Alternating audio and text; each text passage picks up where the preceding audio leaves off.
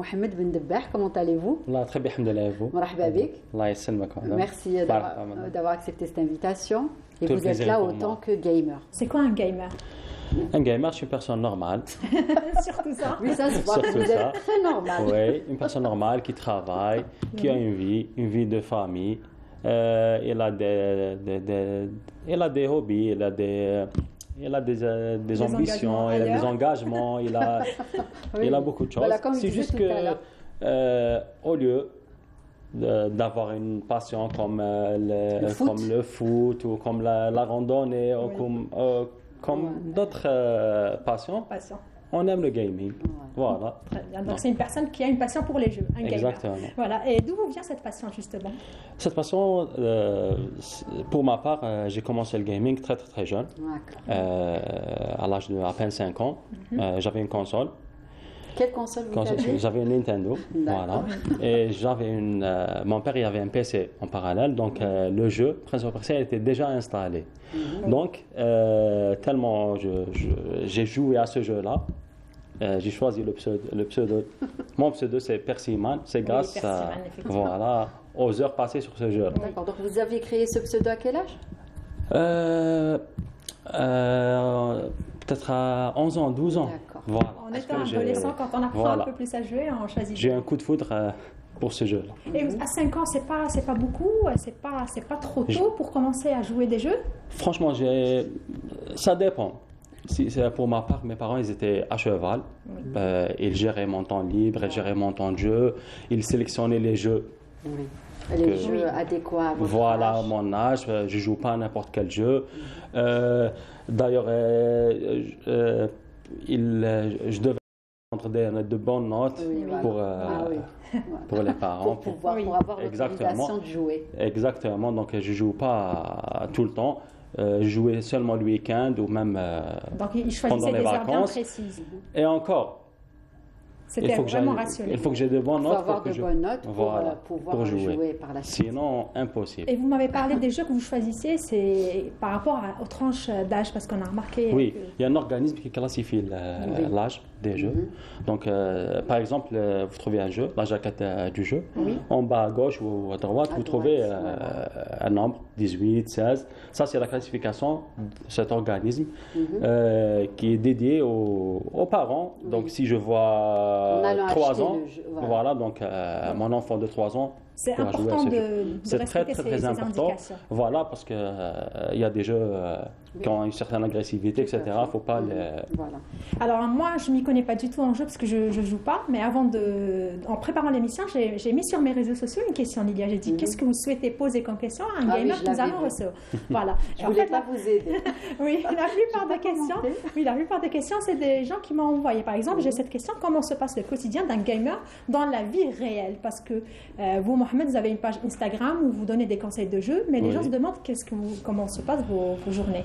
Il va travailler. Oui, déjà le matin. Travailler le matin, je me lève à 6h30. Vous faites quoi dans la vie? Est-ce que vous travaillez? Je suis ingénieur informaticien. Voilà. C'est lié en général? C'est lié, voilà, parce que j'aime les nouvelles technologies, tout ce qui est high-tech, etc. Donc, comme vous dites, c'est un peu lié. Donc, je travaille le soir, quand j'ai un petit peu du temps libre, 1 heure ou 2. Je commence à jouer, mais des fois j'aime bien aider les gens parce qu'ils ne savent pas quoi acheter ou comme console, comme jeu, donc je réponds aux questions de... D'accord. Et vous aimez jouer online ou bien en LAN? Franchement, c'est... Online, j'ai compris. Online, c'est des jeux. Ça, c'est lui qui a dû... non, c'est moi. Vous avez fait de bonnes recherches. Oui. Moi, je ne connaissais pas ce mot. Très bien. Online, il y a 2 types de jeux. Il y a des jeux online, MME, c'est multijoueur massivement online. Il y a un jeu solo. Online, c'est jouer en communauté avec des amis dans un endroit, un jeu, vous faites des missions ensemble, c'est des jeux coopératifs. Il y a aussi les jeux solo. Les jeux solo, généralement, c'est un jeu avec une histoire, tu dois suivre, tu dois utiliser des énigmes, etc. C'est ça un jeu. Mais moi, généralement, je joue en ligne avec des amis. Avec Samy, je joue à Dark Souls avec lui. Il a le temps de jouer lui aussi. Oui, là, bien sûr, c'est un gamer. Donc, il a le temps de donner aussi des bons conseils, très bons conseils. On va revenir un petit peu en Algérie. On a vu que le gaming a commencé, enfin, on entend parler de plus en plus ces dernières années, mais quand est-ce que réellement on a commencé par avoir le gaming en Algérie? Le gaming, il a toujours existé en Algérie. Début des années 90. Début des années 80, même des années 80, les gens commençaient à avoir des consoles, à acheter des consoles. Surtout les parents qui voyagent, ils ramènent des consoles avec eux. La famille qui venait. Voilà, exactement. C'était des anciennes. Ils ramenaient les anciennes. Voilà, et pour regarder. Voilà. Mais on était contents quand même. Très contents. Bien sûr. C'est toujours un plaisir d'avoir une nouvelle console chez soi. Le gaming a vraiment explosé en Algérie. C'est les années 2005, 2006. Voilà, avec l'arrivée des consoles comme PlayStation 2, Xbox, etc. Le gaming. Oui, là, ça y est. Voilà. Ça fait partie de notre quotidien. Exactement. Les gens s'intéressaient beaucoup plus. En plus, avec l'arrivée des chaînes, parce que je me souviens à l'époque, il n'y avait pas les réseaux sociaux pour voir les nouveautés ou les nouvelles consoles. Même pour acheter, on avait un seul magasin ici à Maqam Shahid où on allait acheter des jeux. Donc, seulement des magazines qui les membres de la famille toujours apportés dans leur valise. Un jeu. Oui, c'est vrai. Donc, avec l'arrivée des chaînes télé, les gens. Donc le gaming, il a commencé à trouver beaucoup de foyers. Est-ce qu'il y a une catégorie précise des gens qui jouent au jeu ou bien c'est pas forcément. Justement, Samy, vous avez des enfants? Oui, j'ai une petite fille. Est-ce que vous l'initiez au jeu? Je salue ma fille et ma femme. Comment elle s'appelle? Elle s'appelle Leïla. Leïla, salut Leïla. Bravo, tu es un super papa. Super papa. Oui, c'est une future gamer. Et madame? Madame Widat. D'accord. Est-ce qu'elle joue madame ou pas? Alors, est-ce que vous jouez justement en famille ou vous initiez la On joue, oui, en famille. On a des jeux, justement. Il y a des jeux destinés aux enfants, aux familles, comme Mario Party. Oui. Tu joues avec les membres de la famille. Moi et ma femme, on joue des fois un jeu comme un jeu de voiture. Là, c'est parce que des jeux ça, jeux de course, c'est tout. Sinon, c'est pas facile. Surtout pour les non-habitués. Et quels sont les jeux les plus connus en Algérie? Les jeux, on peut trouver FIFA, c'est un jeu de foot, donc tout le monde connaît FIFA. Il y a Fortnite, il y a Call of Duty Warzone. Il y a pratiquement ces jeux-là sont Battlefield. Ceux-là, c'est des jeux qu'on achète et les jeux en ligne. C'est des jeux en ligne, c'est pas des jeux. En ligne, on peut les acheter bien sûr, mais en ce moment il y a une nouvelle, justement, il y a une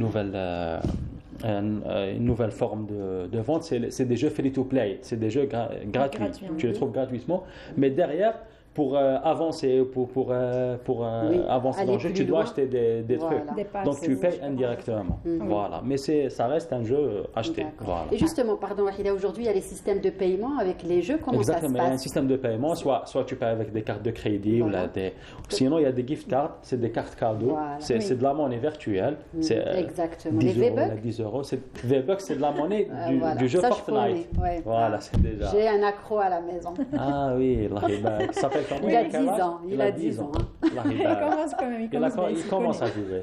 Eliane, Allah Ibarak. Mais justement, il y a beaucoup de personnes, des parents, ils doivent suivre leurs enfants. Oui, parce que l'enfant, il aime tout le temps jouer. Moi, quand j'étais petit, le cancer, tout le temps en face de la console. C'est ce que disait tout à l'heure. Voilà. Donc, il faut suivre. Les jeux, c'est bien parce qu'il y a des jeux. Il y a des jeux éducatifs. Ça permet de passer un bon moment en famille, comme vous disiez tout à l'heure. Les dessins, la créativité, les couleurs, l'alphabet. Ils apprennent beaucoup de choses avec. Pas seulement les jeux de tir. Fortnite, le jeu qui revient souvent. J'ai trouvé que ça sur Internet. Fortnite, que je ne connaissais pas spécialement. Vous allez comprendre pourquoi. Qu'est-ce qui fait son succès? Son succès, tout d'abord, le créateur de Fortnite, le studio, c'est un jeu. C'est un studio assez connu qui m'appelle dans le monde des jeux. Donc, il a fait beaucoup de jeux qui ont eu un succès énorme avant Fortnite. Voilà. Mais le succès de Fortnite, c'est un jeu, premièrement, c'est un jeu gratuit. Donc, tout le monde peut télécharger ce jeu sur Internet. Il joue, même s'il ne paie rien. Et la deuxième des choses, le plus important, c'est les événements. Des fois, il y a les adolescents, donc ils suivent des chanteurs comme Calvin Harris. Donc Fortnite, ils font des partenariats avec ces chanteurs-là, avec ces DJ. Donc, Fortnite, ils organisent un événement virtuel. Donc, une Coupe du Monde même. Voilà, une Coupe du Monde, un concert. Donc, les gens, ils vont assister à un concert. Ariana Grande, Naruto. Naruto, c'est... voilà, c'est...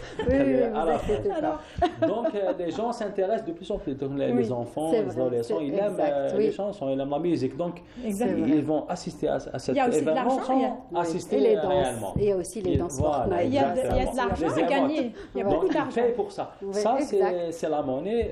On achète ces émotes-là pour frimer devant ces... Un dernier conseil pour les personnes qui veulent devenir gamers? Un conseil, il faut savoir gérer son temps, il faut choisir son jeu. Donc, il y a beaucoup de joueurs qui réussissent leurs études, mais qui jouent en même temps. Donc, voilà, donc il faut choisir son jeu et exceller dans son jeu. Très bien. Merci beaucoup, Mohamed. Je vous en prie. Merci.